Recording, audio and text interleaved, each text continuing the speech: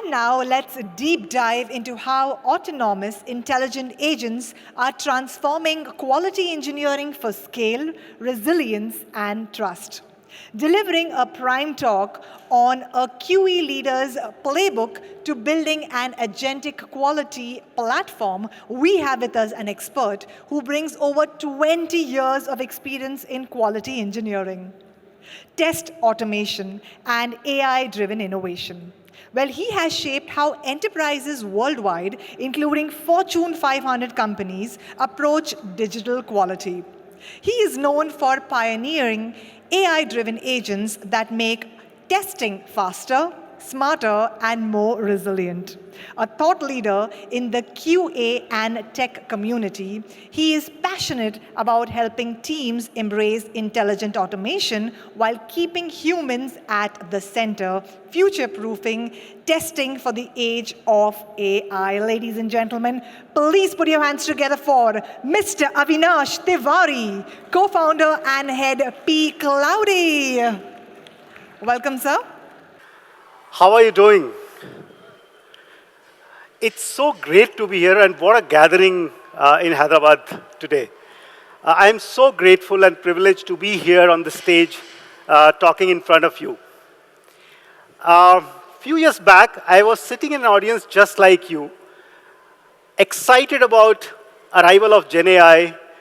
I was curious about what's the future going to look like, and I was also wondering what it would mean for the world of QE. And back then, when someone would have told me what we are going to see today, I wouldn't have believed. But here we are, after a few years at this very transformative juncture in the history of technology. And with so much change happening around us because of the world of AI, and we have been discussing about it. So just to kick it off, can we do a simple thought exercise maybe? If you can just close your eyes for 10 seconds and think about all the AI announcements, news, tool launches that you have come across in last 30 days. I'm not asking you to think about last year, just think about last 30 days. Can we do that exercise? Just 10 seconds. Countdown starts. Don't sleep, please.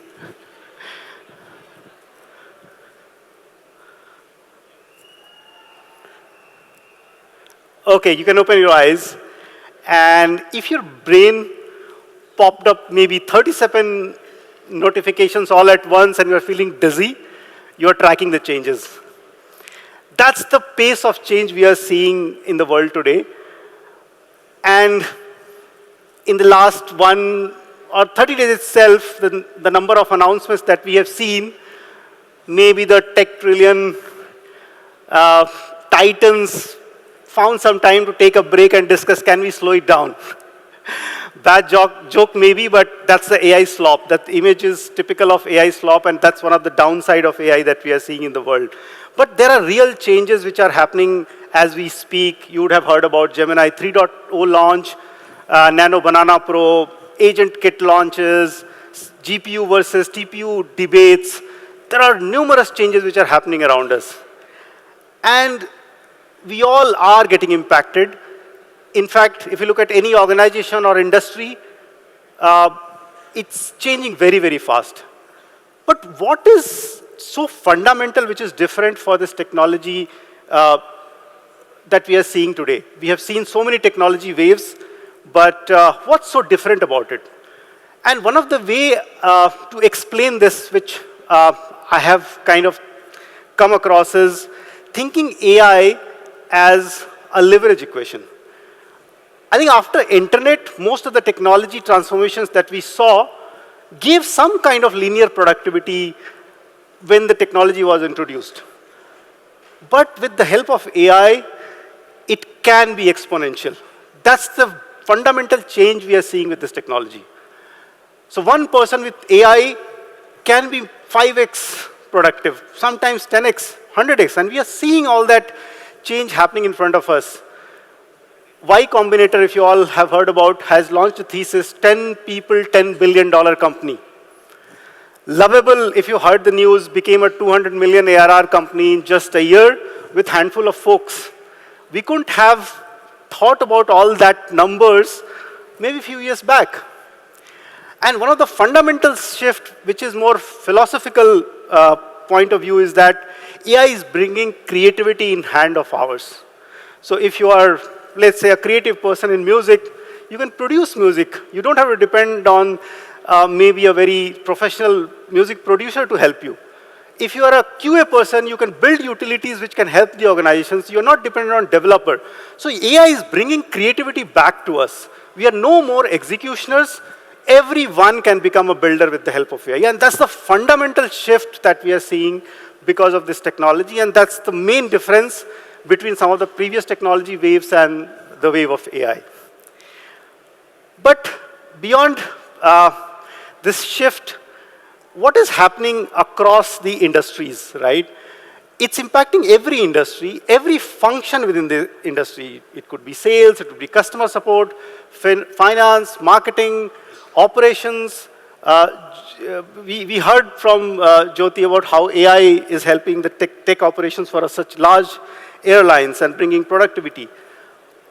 What's happening with quality engineering? That's the main question we are going to discuss today and talk about. So AI, quality engineering is not untouched. In fact, you look at some of the data points that we have in the market.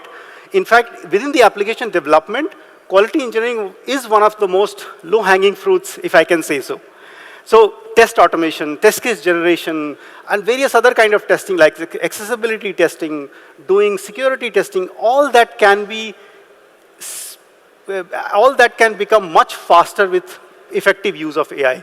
So the data points are also supporting us. So if we have not started thinking about it, we need to start now. Now, one of the other challenges that we see with AI is what's the right way and what's the right ecosystem to think about when we think about implementing AI systems. And we have seen usage of, let's say, chatbots. We are using LLM to generate certain documents, test cases. That's typical traditional AI. On the left side, what you see on the screen here, that's traditional AI. You ask a prompt and you generate an answer. But we are moving towards a world which is more agentic. And there is a fundamental difference between traditional and agentic. Agentic is more goal-oriented, while traditional AI has been more instruction-oriented. And when we say goal-oriented, it goes through a process, as you can see on the screen: sense, think, act. And it's not sequential. It goes into a loop. From act, it can go back to think. From think, it can go back to sense. So think of a goal. For example, run regression test on a build which has been pushed to my Git repository. Now, run regression is not just executing tests. It can find out what are the impacts. Based on the impacts, it can decide what are the test cases I need to execute, and then go and execute it, and then send the reports. So it can analyze on its own what to do. And that's the difference between a traditional AI and agentic AI, where we have to think of goals to give it to the agent rather than thinking of instructions to be given to the agent. Another fundamental change which is happening is the introduction of workflows. And this is typically agentic workflows. That's the world we are moving towards. We are also moving beyond independent agents, which we saw in last few years. And what's the workflow? Now, in the world of AI, another fundamental difference is 1 + 1 is not 2. One agent can give you, let's say, 10% productivity, but if you combine intelligently with another agent, the productivity gain can be much higher.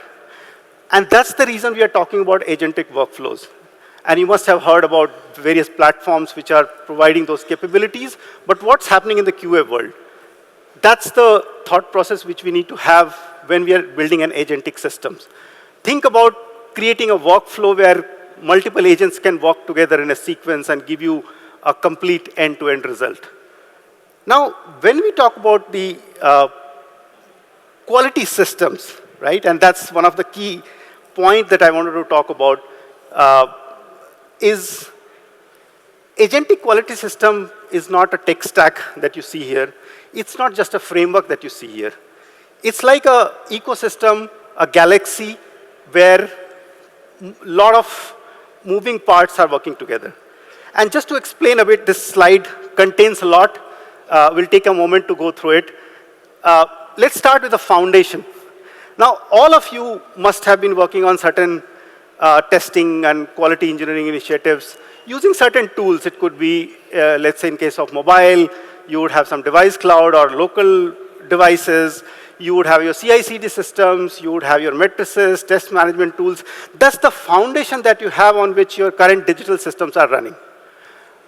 The foundation has to be solid before we move to anything else. So if you're not using cloud-based systems or not using automated tools, then your foundation itself is not right to proceed further. So make sure that the foundation is right, which is the planet that we are operating in the context of galaxy examples that I wanted to bring here. The second layer, which is emerging, are the constellations in the terms of galaxy, are the agents. Now, you have to think of different digital testing needs that you are talking about, and it could be, apart from digital testing as well, more enterprise testing. What are the different testing types that you have, and can you find agents which can help you? Now, those agents can be internal agents for you, or it can be third-party agents like Pcloudy provides so many agents for digital testing. Now, you create those agents in this layer, but important aspect is to create that integration mesh, because the agents has to talk to your foundation systems. And that's where some of the technology like MCP or A2A has emerged, which gives you a very easy way of building integration mesh between your foundation systems and the agents that you are building. That's the second layer. Now the third layer, which is, I talked about agent workflows, that independent agents will give you productivity at a certain level. And we talked about ROI from individual agents and all that. What will work in future, and this is an evolving field, is multi-agent orchestration. That's the third layer we are talking about. And I call it gravity because it's bringing everything together, right? All the agents that you have in the second layer has to work together in the workflow system, find common goals and execute it in a sequence. That's the third layer. And the fourth layer, which is your fabric, right? Which is the star engine which is powering it, which is your LLMs. Now, one of the challenges that I've seen with enterprises and a lot of solution providers have struggled with this aspect is binding themselves to one LLM. LLMs are changing so fast. There are newer capabilities coming up. For example, we were talking about OpenAI and GenAI. Sorry, the Gemini release has completely changed the game. How do you shift from OpenAI to Gemini quickly, right? If your tool is binded to one LLM, it's going to cause a problem. So your agents that you have worked has to be designed in a way that it will switch your LLM quickly and provide flexibilities to your teams to use any kind of LLM, different RAG systems. That is the fourth layer we are talking about, your star engine. And finally, the orbit, where we all are operating as quality engineers. So what is the interface that you want to provide to your quality engineering team to access those systems? It could be chatbots, it could be IDE plugins, it could be apps, it could be web applications, like we saw in case of Validate launch. It's a web application. So that's the orbit for quality engineering teams to access, monitor, and see the results of those agents. This fundamental these are fundamentals to building any long-term agentic systems, and you need to plan in a much more structured way looking at the layers that I talked about. Now, this is not an easy journey.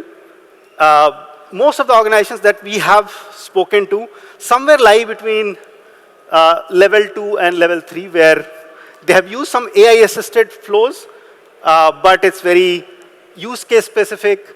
So you have to analyze the maturity of your current AI practice, whether you are at level 1, level 2, level 3, and then plan the journey sequentially. You can't reach level 4 or level 5 immediately if you think about, right? So you have to take step by step. So this is just a guiding principle in terms of how do you think about the maturity of your agentic systems that you want to introduce within your enterprise and plan it that way. Again, the timeline is very rough. It's based on our experiences, but based on the organization's maturity, it can change. It can be less, it can be more.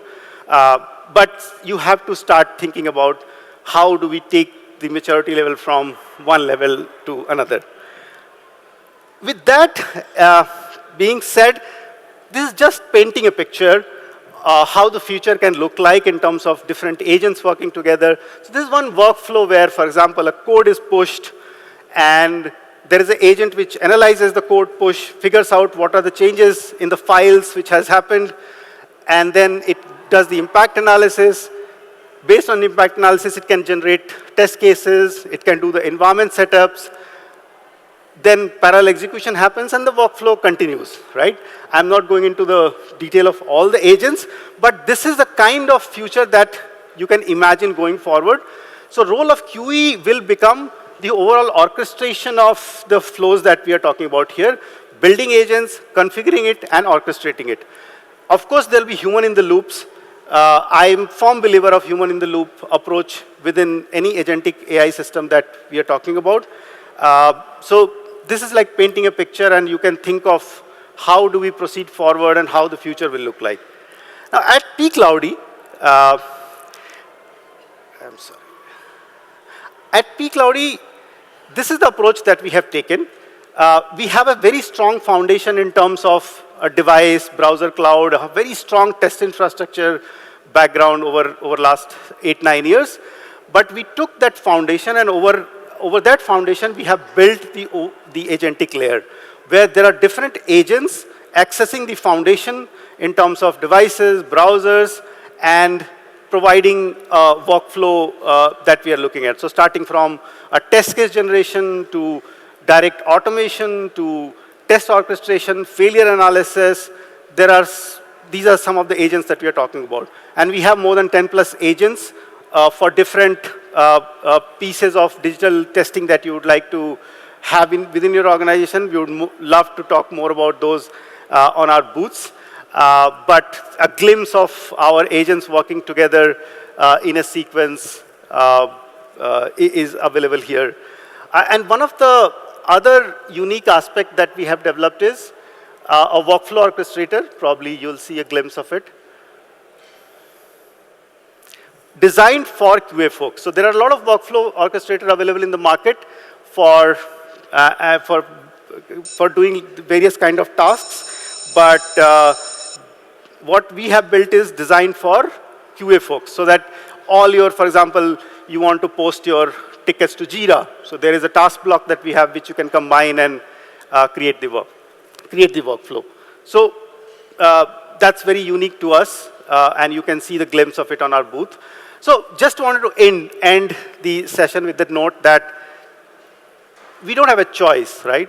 The choice is that we can ignore the emergence of AI and continue to do things old way. And the other choice is to adopt, take step-by-step approach, and move towards agentic quality systems. Now, there is never a better time to start now. So I would urge all of you to start looking at building agentic systems. And one of the approach was shown in the slide. We can discuss more on the booths, and I'm here to talk more about it. Thank you so much for this opportunity. This was a very less time to present in a very detailed way, but I hope I've covered as much as I wanted to communicate for this session. Thank you so much. Thanks for being such a lovely audience.